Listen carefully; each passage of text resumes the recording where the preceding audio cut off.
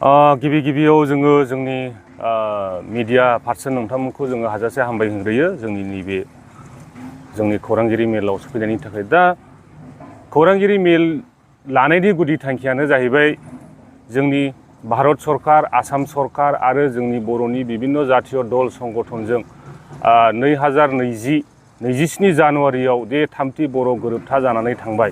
दा बे गोरोबथानि दफा मथे 3.1 जि सिमना दानख'नाय, सिमना दाजाबनाय दङमोन। दा बेखौहाय दाखालि जोंनि मानगोनां आसामनि chief minister doctor Himanta Biswa शर्माया 26 जानुवारि खालि बेखौ माने फोरमायनानै होबाय। दा बे फोरमायनानै होनायनि थाखाय जोङो साबायखर बावनो थाखाय जोंनि बेंटल हालामनि रायजो राजाफोरनि जानानै, जोंनि बे मेलेमजिबि बेंटल हालामनि मेलेमजिबि रायजो राजानि जानानै जोङो धन्यबाद होनो थाखाय आवगायबोदों। बेखौनो बुंनो लुबैदों दि सिमना बारायबाय। दा बेयावहाय ओरैनो जों बेखौ मोननो थाङाखै। दा बेयाव जोङो गोबां दल संगठनफोरखौ, लिडारफोरखौ जोङो धन्यबाद होनो गोनां दङ, रायजो राजाफोरखौ धन्यबाद होनो गोनां दङ। दा जोङो मोनथिगौ जोंनि बे बर'नि आन्दलना, बे दि थामथि गोरोबथा जों बेखौ ओरैनो मोनाखै। जोंहाबो गोबां जारिमिनारि माखासे जोंहा जाथायफोरबो जाबोदों। दा बिनि गेजेरजों जोङो जोंनि बर' गोरोबथा हिसाबै जोङो मिन्थियो जाहैबाय, फार्स्टआव जोंहा BAC गोरोबथा जादों, नैथियाव जोंहा BTC गोरोबथा जादों आरो थामथियाव जोंहा BTR गोरोबथा जादों। दा माखासे समनि सिगां माखासे गोरोबथानि गेजेरजों बे गफुर हालामनि रायजो राजाफ्रा थाबोदोंमोन। खिन्थु थामथि बर' गोरोबथानि गेजेरजों बियो दिनैहाय मोगथां महराव मोनबाय। दा बिनि थाखायनो जोङो बिथांमोनखौ, जाय दल संगठनफ्रा बे गोरोबथाखौ खालामदों, जों बिथांमोनखौ साबायखर होनो गोनां आरो साबायखर होनो थाखायनो दिनैनि मेलखौ लानाय जादों।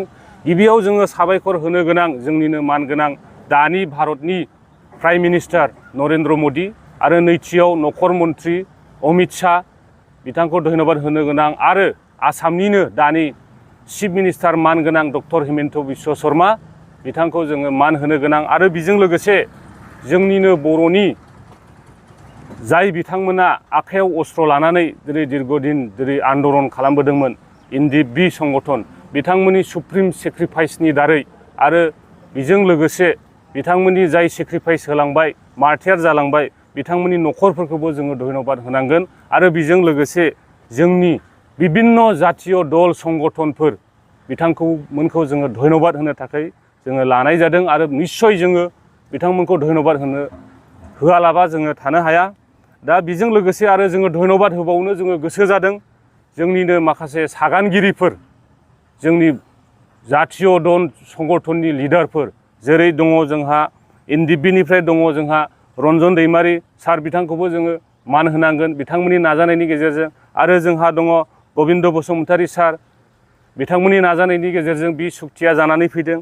आरो थामथियाव दङ धीरेन बर' आरो दङ जोंहा ब्रैथियाव सावरायग्रा, आरो दङ बाथियाव जोंनिनो जातीय संगठन प्रमद बर' सार आरो लरेन्स इस्लारि सार, बिथांमोनखौबो जोङो हाजासे हामबाय होनांगोन। मानो होनना बुङोब्ला बिथांमोननि सागाननि गेजेरजों बे बर'नि थामथि गोरोबथा जानानै फैदों। आरो बे गोरोबथानि गेजेरजोंनो दिनैहाय जोंनि सिमनाया बारायनानै फैदों।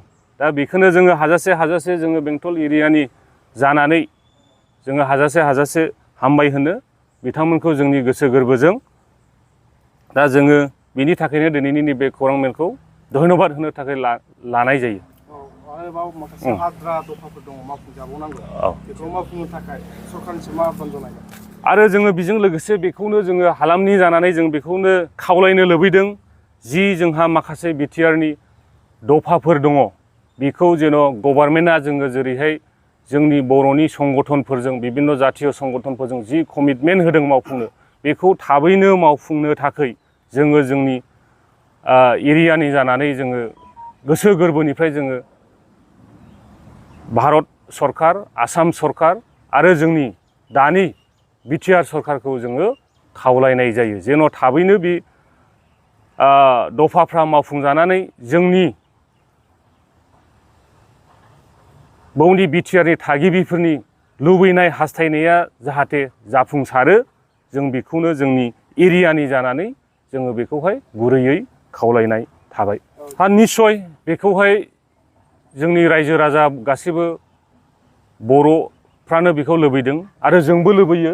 बियो जोंनि सासे सागानगिरि, बिथाङा उदां अख्राङाव फैनानै जोंनि गेजेरावहायनो थानानै जोंनि रायजो राजाफोरनि गेजेराव थानानै समाजनि मोनसे मोजां खामानि मावलांनायखौ जोङो लुबैयो।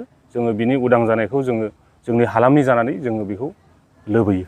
সীমা বঢ়োৱাৰ কাৰণে আজি আমি ডক্টৰ হিমন্ত বিশ্ব শৰ্মা মই নিজে তাক ধন্যবাদ যাচিলোঁ।